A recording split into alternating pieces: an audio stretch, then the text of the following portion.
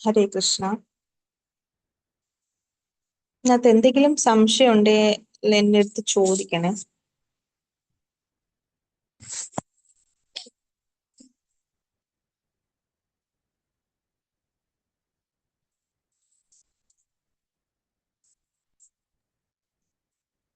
ഹരേ കൃഷ്ണ.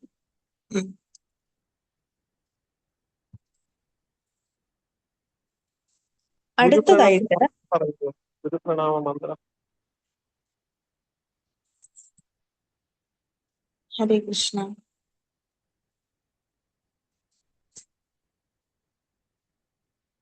നാരായണം നമസ്കൃത്യ നരം ചൈവ നരോത്തമം ദേവീം സരസ്വതീം വ്യാസം തതോ ജയമുദിരയേത്. നഷ്ടപ്രായേഷു ഭദ്രേഷു നിത്യം ഭാഗവത സേവയാ ഭഗവതേരുത്തമശ്ലോകേ ഭക്തിർഭവതി നൈഷ്ഠികി. മൂകം കരോതി വാചാലം പങ്കും ലംഘയതേ ഗിരിം യത്കൃപാതമഹം വന്ദേ ശ്രീഗുരും ദീനതാരിണം ശ്രീ പരമാനന്ദ മാധവം ശ്രീ ചൈതന്യമീശ്വരം. ഹേ കൃഷ്ണ കരുണാ സിന്ധു ദീനബന്ധോ ജഗത്പതേ ഗോപേശ ഗോപികാ കാന്ത രാധാകാന്ത നമോസ്തുതേ. തപ്തകാഞ്ചന ഗൗരാംഗീ രാധേ വൃന്ദാവനേശ്വരി വൃഷഭാനുസുതേ ദേവി പ്രണമാമി ഹരിപ്രിയ. ഹേ കൃഷ്ണ കരുണാ സിന്ധു ദീനബന്ധോ ജഗത്പതേ ഗോപേശ ഗോപികാ കാന്ത രാധാകാന്ത നമോസ്തുതേ.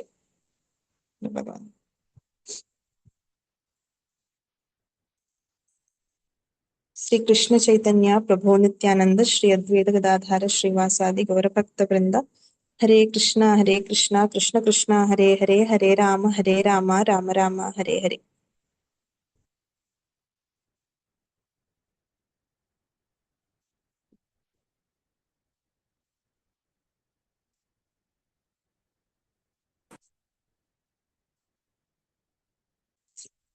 ഹരേ കൃഷ്ണ. അടുത്ത അധ്യായത്തില് നമ്മൾ പിന്നെയും കംസന്റെ ദിഗ്വിജയത്തിനെ പറ്റിയാ സംസാരിക്കുന്നത്. ഞാൻ പറഞ്ഞല്ലോ ലാസ്റ്റില് എല്ലാ അസുരന്മാരെയും ജയിച്ചു കഴിഞ്ഞിട്ട് അവസാനം ഇവരെ എല്ലാരെയും കൂട്ടി നേരെ ദേവലോകത്തേക്ക് പോയി അവിടെ യുദ്ധം ചെയ്യുന്നത്. അപ്പോ പ്രലംബാസുരൻ ബാക്കിയുള്ള എല്ലാ അസുരന്മാരെയും കൂട്ടി കംസൻ നേരെ ശംഭാര എന്ന് പറയുന്ന സ്ഥലത്തേക്ക് പോകുന്നുണ്ട്. അവിടെ ആരാ ഉള്ളതെന്ന് വെച്ച് കഴിഞ്ഞാൽ അവിടെ വേറൊരു അസുരനുണ്ട്. ആ അസുരന്റെ പേരാണ് വ്യോമാസുരൻ. അപ്പൊ ഈ വ്യോമാസുരൻ എന്ന് പറയുന്നത് ഭയങ്കര എന്താ ബലമൊക്കെയുള്ള ത്രികൂട പർവ്വതം ഉണ്ടല്ലോ, ത്രികൂട പർവ്വതത്താണ് ഈ വ്യോമാസുരൻ കിടന്നുറങ്ങുന്നത്. ഓക്കെ. അപ്പൊ ഈ കംസൻ ഈ പോകുന്ന വഴിക്ക് ഈ വ്യോമാസുരനെ കണ്ടപ്പോഴത്തേക്കും എന്ത് ചെയ്യാണ്, വ്യോമാസുരൻ കിടന്നുറങ്ങുവാണ്. അപ്പൊ കംസൻ വ്യോമാസുരനെ ഒറ്റ ചവിട്ട് വെച്ച് കൊടുത്തപ്പോഴത്തേക്കും വ്യോമാസുരന് ഭയങ്കര ദേഷ്യം വന്ന് കണ്ണൊക്കെ ചുമന്ന് കംസനുമായിട്ട് ഉടനെ യുദ്ധം ചെയ്യാൻ തുടങ്ങുകയാണ്. അങ്ങനെ കംസൻ എന്ത് ചെയ്യാണ്, കംസന് യുദ്ധം ചെയ്യുന്നത് ഓൾറെഡി ഭയങ്കര ഇഷ്ടമാണ്. അപ്പൊ വ്യോമാസുരനെ കിട്ടിയപ്പോഴത്തേക്കും അതിൽ സന്തോഷമായി. കംസനും വ്യോമാസുരനും ഭയങ്കര യുദ്ധം ചെയ്യാൻ തുടങ്ങി. അങ്ങനെ കംസൻ എന്ത് ചെയ്യാണ്, വ്യോമാസുരനെ ഇടിച്ച് അവസാനം വ്യോമാസുരൻ എന്താണ് തല കറങ്ങുന്ന രീതിയിലായി. അങ്ങനെ അവസാനം വ്യോമാസുരനും ആ അസുരനും കംസന്റെ കീഴിലായി. ഓക്കെ. അത് കഴിഞ്ഞിട്ട് അടുത്തത് ബാണാസുരൻ. ബാണാസുരൻ എന്ന് പറയുമ്പോഴത്തേക്കും മഹാദേവന്റെ ഭയങ്കര വലിയ ഭക്തനാണ്. ഭയങ്കര എന്ന് വെച്ചാൽ ബാണാസുരൻ തലയൊക്കെ വെട്ടിയാണ് ശിവന് എന്താ ഓഫർ ചെയ്യുന്നത്. അതുപോലെ ഭയങ്കര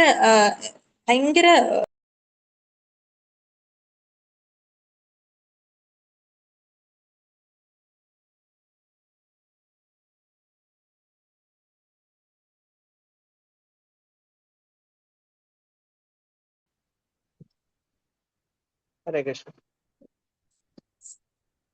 ഹരേ കൃഷ്ണ.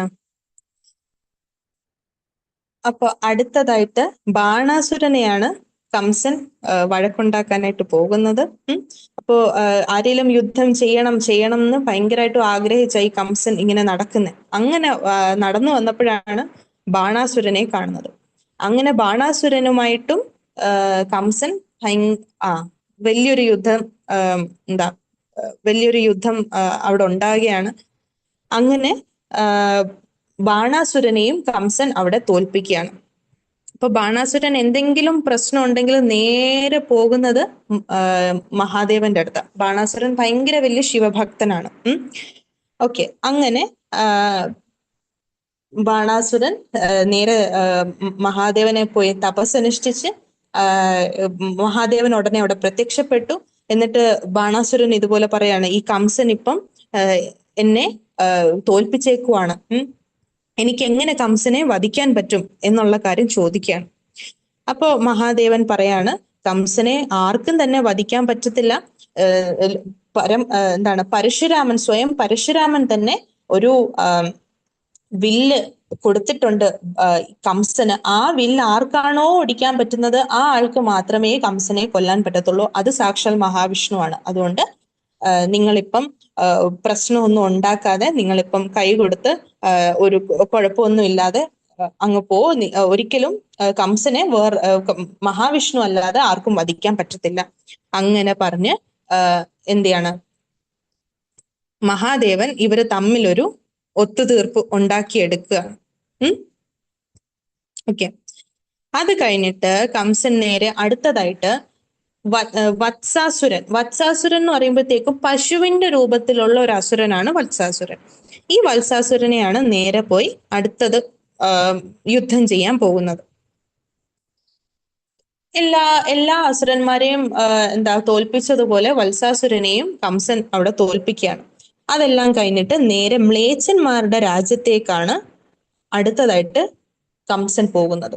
അവിടെ വെച്ചിട്ടാണ് ആരെ കാണുന്നത്? കാലയവനനെ കാണുന്നത്. കാലയവനന്റെ കഥയൊക്കെ നമ്മൾ ഇനിയും വരുമ്പോ പറയും, എല്ലാവർക്കും അറിയായിരിക്കും. ഓക്കെ, കാലയവനനെ അവിടെ വെച്ച് കാണുകയും കംസനും കാലയവനനും തമ്മിൽ ഭയങ്കര യുദ്ധം നടക്കുകയും അവസാനം എന്താണ്, കംസൻ തന്നെ ജയിക്കുകയും ചെയ്യാണ്. കാലയവനനെ എല്ലാം ഇതാക്കിയിട്ട്.